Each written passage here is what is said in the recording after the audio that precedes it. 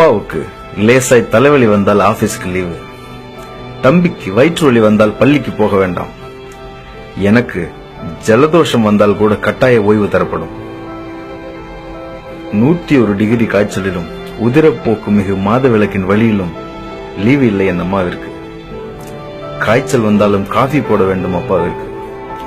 கால் நடுங்கினாலும் காலை டிஃபன் பண்ண வேண்டும் கடைக்குட்டி தம்பிக்கு. ஒரு நாள் செய்தாலே வாழும் வரை சொல்லி காட்டும் உலகில் ஒரு முறை கூட சொல்லி காட்டாமல் ஒவ்வொரு நாளும் செய்திடுவாள் அம்மா. அப்பாவின் செக் புக், தம்பியின் கணக்கு ஹோம்ஒர்க், பால் கணக்கு, பேப்பர் பில்லு, ஊரில் இருக்கும் ஒண்ணு விட்ட ஓர்படியின் போன் நம்பர் எல்லாம் தெரியும் அம்மாவிற்கு.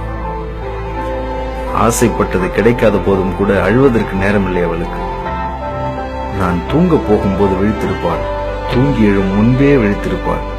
எப்போது தூங்குவாளோ அம்மா. நான் அம்மாவை மதிக்கிறேன். என்ன நடந்தாலும் பொறுத்து என்னை பிள்ளை மாதிரி பார்த்து கொண்டு எனக்காகவே வாழும் மனைவி. எப்படித்தான் முடிகிறதோ இப்படி வாழ இவளால். நான் மனைவியை மதிக்கிறேன். சின்ன சின்ன விஷயத்திற்கெல்லாம் சண்டை போட்டு பெரிய விஷயங்களில் துணையாயிருக்கும் அக்காவை மதிக்கிறேன்.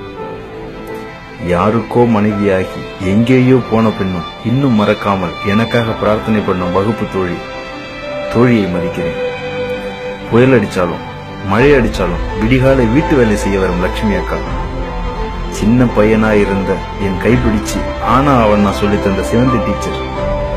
இவங்கெல்லாம் இல்லைன்னா எப்படி இருந்திருக்கும் என் வாழ்வு. லட்சுமி அக்காவை, டீச்சரை நான் மதிக்கிறேன். என் வீட்டில் இன்று என்னை பார்த்தே வளரும் என் பையனும் பெண்களை மதித்தே நடப்பான் நாளை. பெண்களை மதிக்கும் வீட்டில் இருந்து வரும் பிள்ளையும் மகளிரை மதிக்கும். பஸ் பாலியல் பலாத்காரம் தானாய் ஒழியும். வீட்டில் மதிக்க தொடங்குவோம், நாட்டில் மதிக்கப்படுவார்கள். தினம் தினம் மகளிர் தினம்தான். வரட்டும் அந்த உண்மையான மகளிர் தினம்.